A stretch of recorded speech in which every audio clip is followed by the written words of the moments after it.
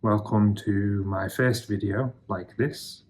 I'm hoping that I'll be able to explain to you what my new plans are, a little bit about why I've changed my plans, and maybe a little bit about what my new plans are and what I intend to do with myself for the next few months at least, rather than for the next year, because plans do change, and as I travel around, I'm sure I will encounter things that I think won't work for me, and maybe things that I think might work better, and things that I think will really help me. So hopefully I can explain it in a way that will help everybody understand why I've taken the decision to change completely what I was going to do, and to try to go by myself, because it's something I've really wanted to do for a long time. Since I left university, my original plan for my life was to spend 12 months to build up some money so that I can afford to travel and find a place in the world where I think that I would like to settle and make a life for myself outside of England. And I know a lot of people think that that might be a crazy thing to do, and to just change my life entirely from something that I was trying to build to enable me to happily and comfortably live my life in a country where jobs are relatively straightforward. If you want a career, you can build a career, you can spend time to make something really good for yourself. And it wasn't necessarily that I wanted to move to Indonesia or to Asia exactly. My original plan when I left university was to travel to Australia, travel some places in Europe. My main aim was to go and live in America, build a career in America, spend 20, 30 years of my life building up money to enable me to eventually retire somewhere like Australia. As most people will know from life, it doesn't really work out that way when you actually try to do that. So when I left university, I started in a job that I enjoyed. I'm not going to lie, I did enjoy it, even though it wasn't the greatest job in the world. I was doing injury claims for insurance. And whilst I worked there, lived in Manchester, I thoroughly enjoyed it. I really like Manchester. Manchester's a very nice city. But I still felt a bit unsettled. I spent all of my childhood wanting to live in a city because I didn't live in a city growing up. I lived in a town, a village, and everybody wants what they don't have. So I lived in a village, and then I wanted to live in a city because that's not what I had. I wanted to live somewhere where there was lots of people, where there was lots of diversity, people from all parts of the world, because before I went to university, the village I lived in, there was one black person that I encountered through my whole childhood. So it wasn't very diverse. There's a lot of Chinese people, because in England there's a lot of Chinese people, there's a lot of Chinese bankers, there's a lot of Chinese takeaways, there's a lot of Chinese, I don't know what you call it, like retailers, so people selling Asian food and things like that. But where I lived, there was only one black person. That was my dad's friend called Dennis. And then I went to university, encountered this entirely new world with lots of different people from all over the place. So people from China, so people that weren't like second and third generation Chinese. There was people that come from China, there was people from Japan, there was people from South America, people from Africa, people from Eastern Europe, all places like that. So it was like this big eye-opener for me to experience all these different people from all these different cultures with all these different food types in one place, all with the same goal: get a degree in order to better their life. So as I spent all that time, 4 years in university, studying and meeting all these people, it really, really helped me to build that hunger to experience different cultures. So I really wanted to travel. And then when I left university, my plan was to, as I say, build up some money, work for 12 months, put myself in a better financial position. And the job that I was working in, they closed that branch and made us all redundant. So consequently, I took a different job, which is the job that I worked in for 9 years over in Liverpool. It's not a city I really enjoy. I do like Liverpool, but it's not for me because, I don't know, it just doesn't feel like home. It never felt like home. The house that I bought to get myself on the property ladder with the intention of living there for 4 or 5 years, selling it and buying a bigger house, or not even a bigger house, a house with more garden and away from the city. When I took that job, I rented a place in Bolton, which is just outside of Manchester, and I had been there for October to January, so 3 or 4 months, and then my granddad passed away. My granddad passed away, which left my nan on her own, and I felt like I didn't want to let my nan have to live her life without somebody there to help her. So, having learned a lot of what I know in terms of DIY, car maintenance, gardening, I use that knowledge that my granddad taught me to help my nan sort of try to keep a life the way that she had it when my granddad was there. Obviously, I can't provide everything that my granddad provided, but I tried my hardest to make sure that the house, the garden, everything was maintained in the same way that my granddad used to maintain it, to try and help my nan to keep her life as normal as possible. I even said to my nan at one point that if she wanted me to move back home so that she wasn't on her own, I would do that. And my nan being the independent person that she is, said to me, no, you can't do that, because if you do that, it just delays the feeling of grief that I already feel. And if you move back home, then I won't grieve properly. I won't be able to move on with my new normal. So my new life after my granddad had passed away, my nan's new life after my granddad had passed away. So I stayed, but then I used to go every week to make sure she was okay. And I did that for a few years. I was happy to do that. I'm still happy to do that. And then I bought my house. My nan said to me, don't come every week anymore. You've got your own house now. You need to be able to set your own life up so that you can have a future.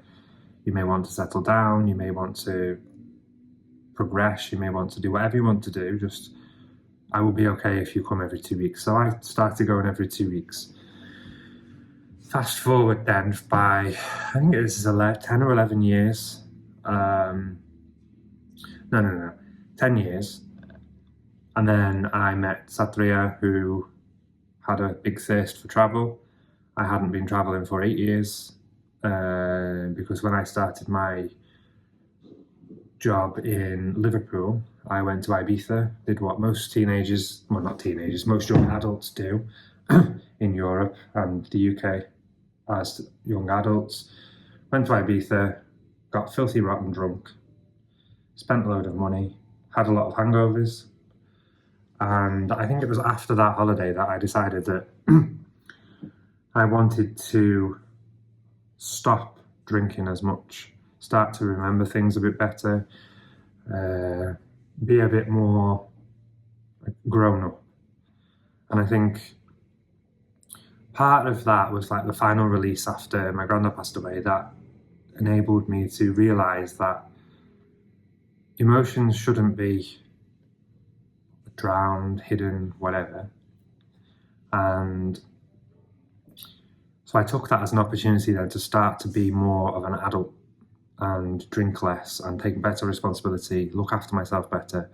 So when I bought my house, I had been working where I was working for, I think it was around 5 years. My nan lent me the money to put down as a deposit on my house. I bought my house. I started to live in my house. I got my own independence. I lived on my own, which I was quite happy with.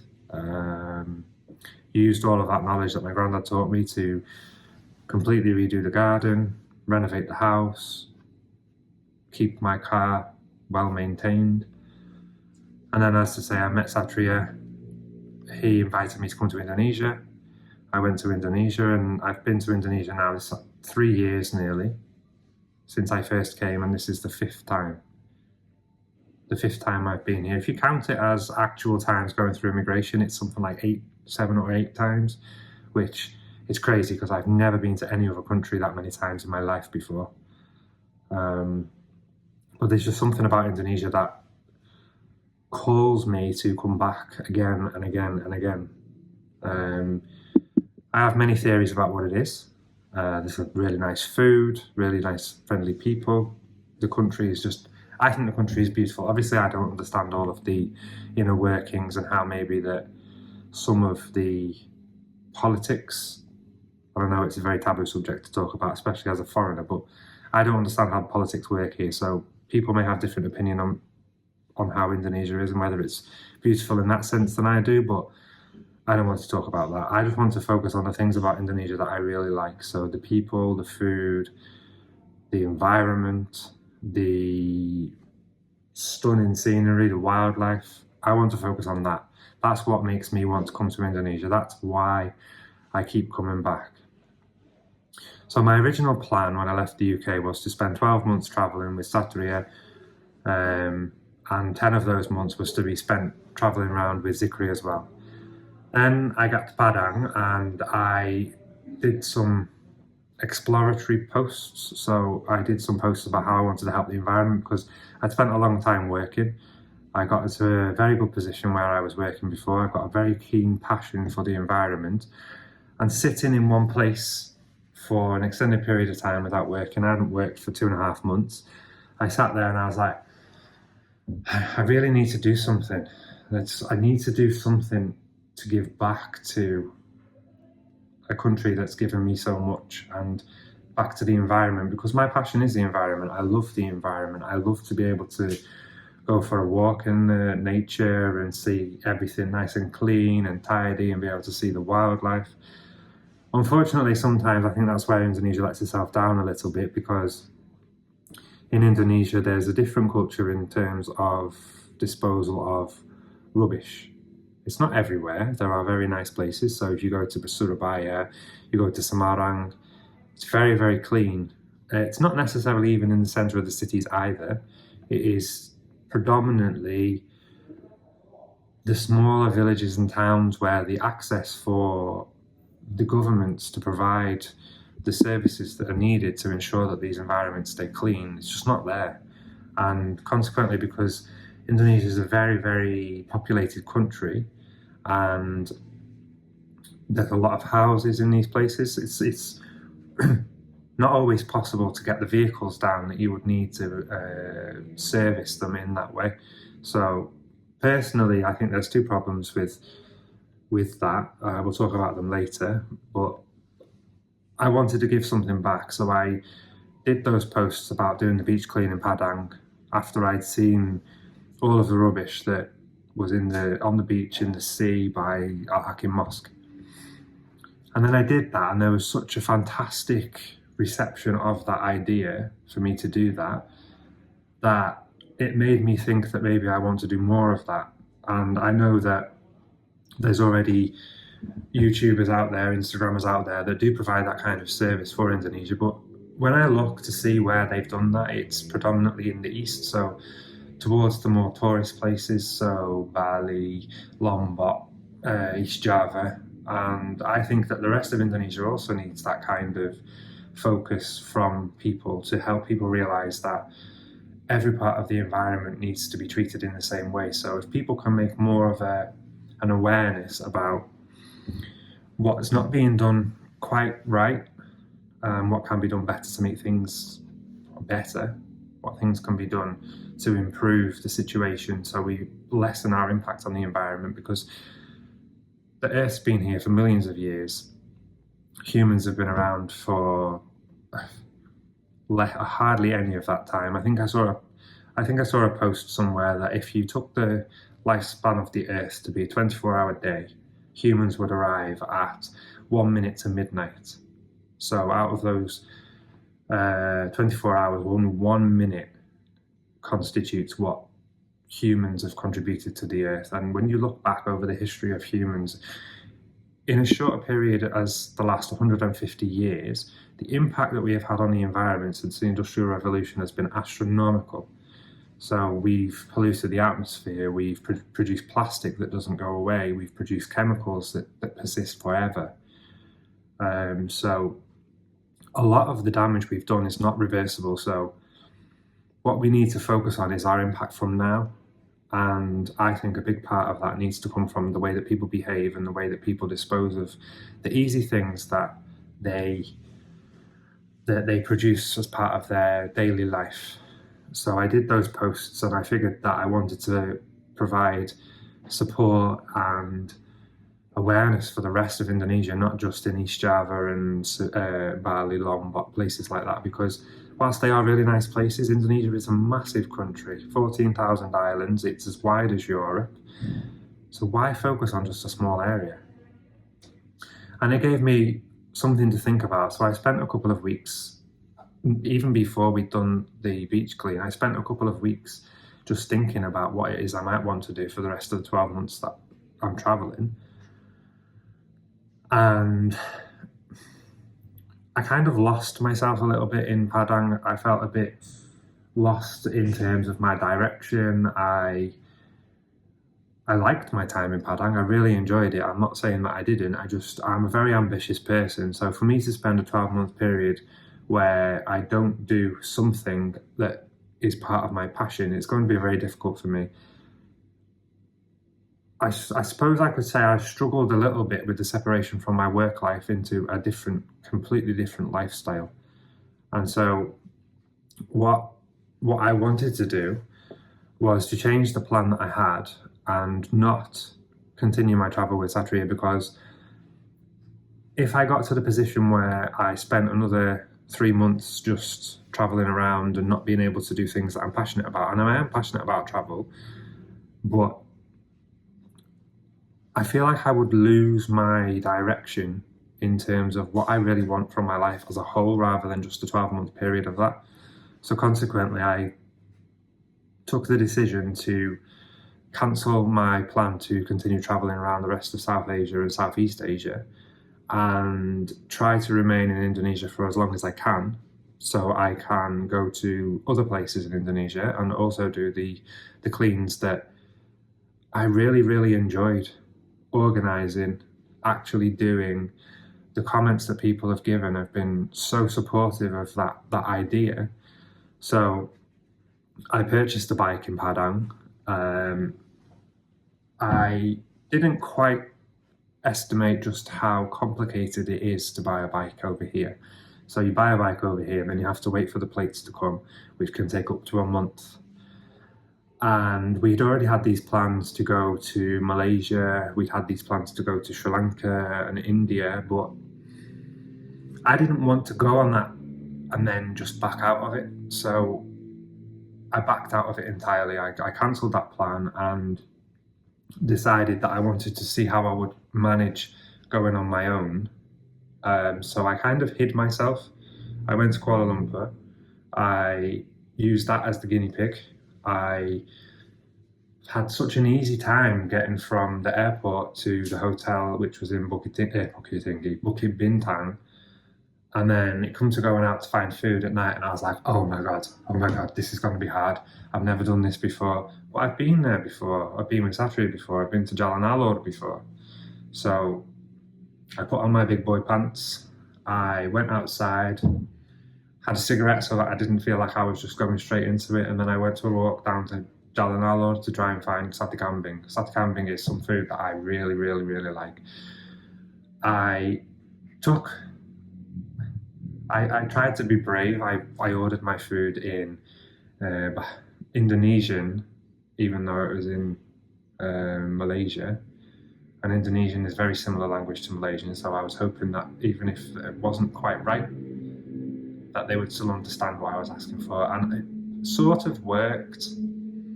I ordered the sate kambing, and I wanted it with lontong, and I wanted it with ketchup, and I wanted it with bawang and cabai, but I ordered it and I got the sate kambing and I got the sauce kacang.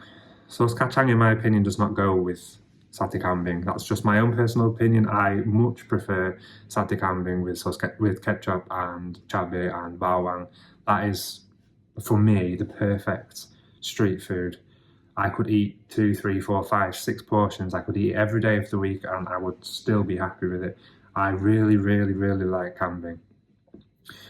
So I ordered it, I got it wrong, and I said, I don't want that sauce kacang, I want the ketchup. Well, I don't have the ketchup, is what the woman said. I said, well, take the kacang away, I don't want the kacang. I don't like the kacang with satay. Have you got any sambal? And so she brought me, she said, yep, got a sambal. Sambal had ketchup in it, which was good. She brought me the sambal, and oh, it was such a perfect combination. The sambal that lady makes, she used jeruk instead of jeruk nipis, so it was a different flavour. It was sweet, it was spicy, it had the ketchup in it. Oh, it's just so nice. And then I spoke to her afterwards. I said, I'm not sure if the way to ask for it in Malaysia, because obviously the language is different and the words would be different, is if you didn't understand, but I really enjoyed it. So, and she goes, well, you spoke Indonesian? I was like, yeah, I spent a lot of time in Indonesia. And she saw the rupees in my wallet. And I was like, do you know Indonesian? And she was like, yes. And I was like, how if it's Malaysia and it's an Indonesian language? And she said, well, I'm actually from Surabaya. And I was like, oh, that's good. I've been to Surabaya. I really like Surabaya.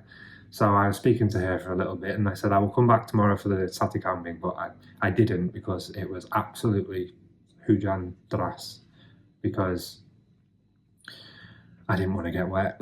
So I walked underneath the canopy for the shop down to the 7-Eleven, got a drink, got some biscuits, waited for the rain to go off, and then I went across the road and got shawarma, which I quite enjoy shawarma. But anyway, I came to Indonesia. I came to Jakarta, stayed in Tangerang, Jakarta, now I'm in Bekasi. And I didn't realise how easy and comfortable I would find it being by myself.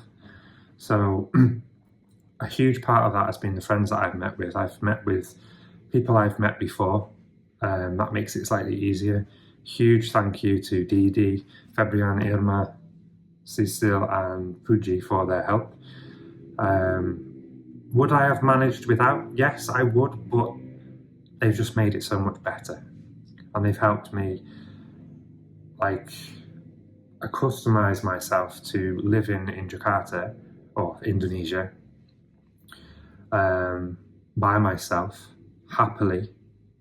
And I think I will really enjoy traveling around Java and building a new life for myself. If I can get the visa that I need to stay here, that is all I need now. It's the only obstacle that I don't yet have, which I'm working on. But that is the only thing that will decide whether I stay or go, is whether I get the visa to enable me to stay.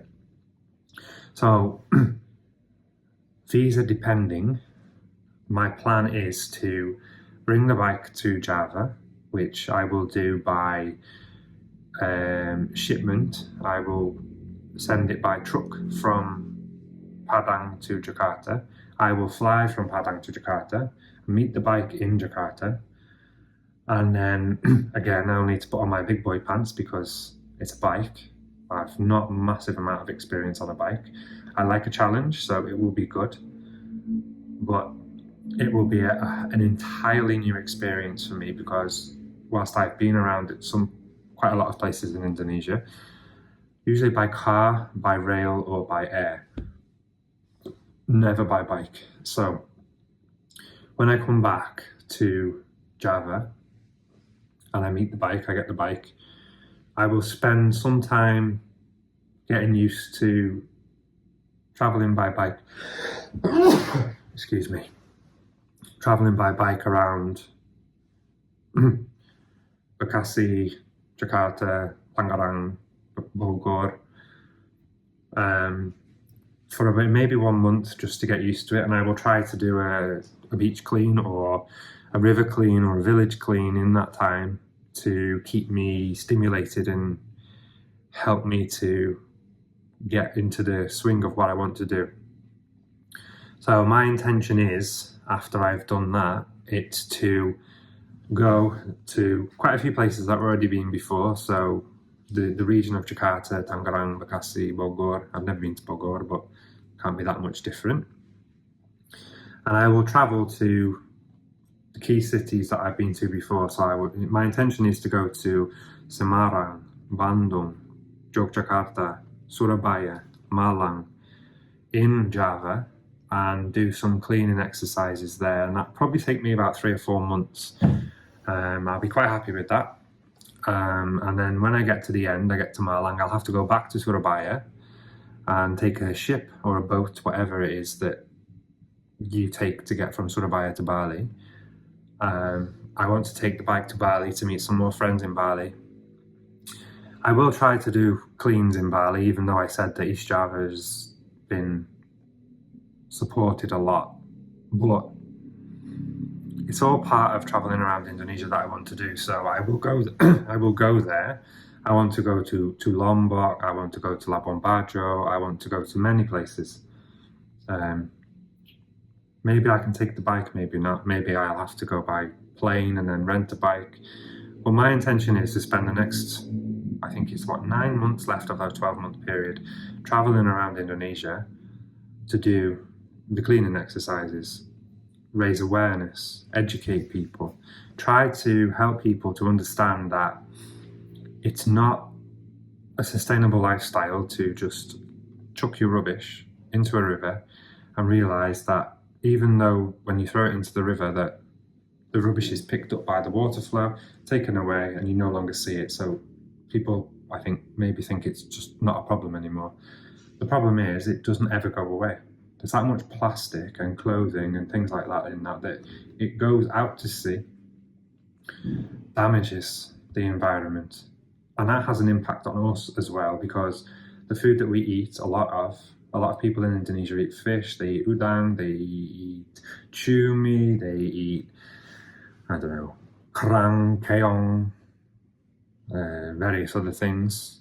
All of that stuff that we then put into those rivers that ends up in the sea also ends up back inside of us, because they consume the water and the things that they eat, which has that pollution in their food. They then eat that. We eat a lot of them, and that is a lot more of the stuff that we shouldn't be eating that ends up in us. And it's materials that we can't process. Our bodies are not designed to process plastic, they're not designed to process chemicals. So it just builds up and builds up and builds up in us, and we can't get rid of it. So I want to be able to do a bit of what I was doing in my previous job and help people understand that the environment is there to be respected, and that if we treat it with respect, it will be good for our health. So, yeah.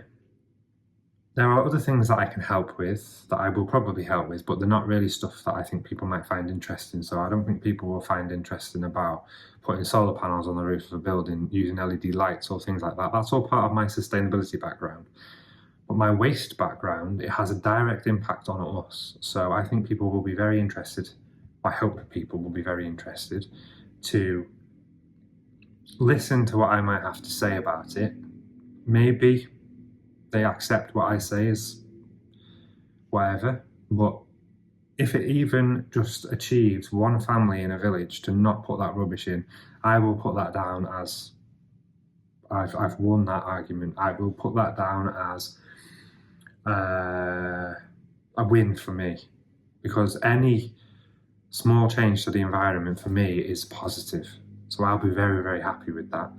So I'm hoping that if I can get 1,000 people across Indonesia to reduce their impact, that will make me very, very happy. So what you'll probably get from me on this channel over the next 9 months is cleaning videos. I want to do some wildlife videos.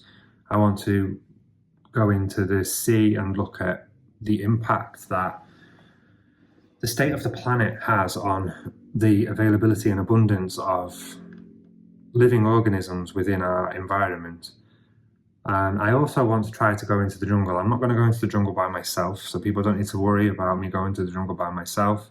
I will use a guide. I will speak to local people. I'm hoping that I'll be able to go into the jungle and look for endangered species, but maybe not endangered species, just species that the population has massively diminished, because that is what I would love to do. I love the environment. My passion is the environment, but my overall real passion is conservation. So that's the maintenance of the environment in which animals live in order to enable them to survive and not become extinct. So I did marine biology at university. Part of that, a big part of that was conservation of marine animals, conservation of non-marine animals, because I did marine biology with zoology. So I want to do some internships so I can look at coral reefs and things like that, and I'm going to buy not a GoPro, but a waterproof camera so I can make some videos when I'm doing some diving, and hopefully I can share that with people to make things more interesting than me just talking about rubbish all the time. So on that note, I hope you've enjoyed this video. I hope it's helped people understand why I've changed my plan, and I hope people will support that, because I'm a very stubborn person, and even if people don't support it, I'm still going to do it anyway. But it's something that I've taken the decision to do by myself. It's not something that I've been coerced into doing. It's not something that I've done because I'm unhappy about anything that's happened. I've had lots of advice from Satri and Satri's family that maybe it's not the right decision. We did have a discussion about me traveling around Sumatra. It was made very clear to me that the roads in Sumatra are not the most friendly. Their condition is not very good. There's a lot of issues for people. There's big distances between villages. I might not see houses for an hour, 2 hours. I'll be traveling for a long time to get from city to city. So that's why I came to the realization that the best course of action for me is to take the bike from Padang to Jakarta and travel around Java. There's a lot more people in Java, so there'll be less chance or less risk. Still a risk, there's always a risk, because there's a risk anywhere. If I just do the same in the UK, I'm completely comfortable in the UK. I know about the roads, I know the condition, I know the rules. It still would be a risk for me in the UK. So best option for me is focus on Java for the time being, get my experience up, get me a better understanding of how things work in Indonesian roads on a bike, and maybe next year I can go back to Sumatra and do the same in Sumatra. But for this year, I'm going to focus just on Java and the eastern Indonesian islands, depending on how easy they are for me to get to. So I hope people have enjoyed this video. I hope it's helped them understand what I want to do.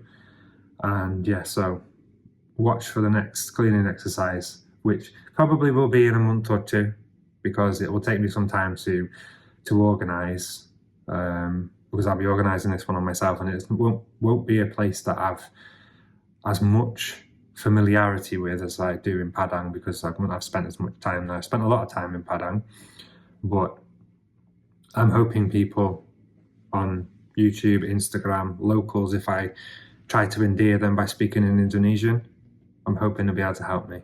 But this is also going to help me to learn Indonesian. So hopefully in 6 months' time, maybe that's a bit ambitious, hopefully in 6 months' time I'll be fluent and be able to talk to everybody without having to worry about translate or going back to English, maybe for the odd word. But yeah, keep watching, and thanks for watching this video, and I hope it's been helpful for you to understand. Wassalamualaikum warahmatullahi wabarakatuh.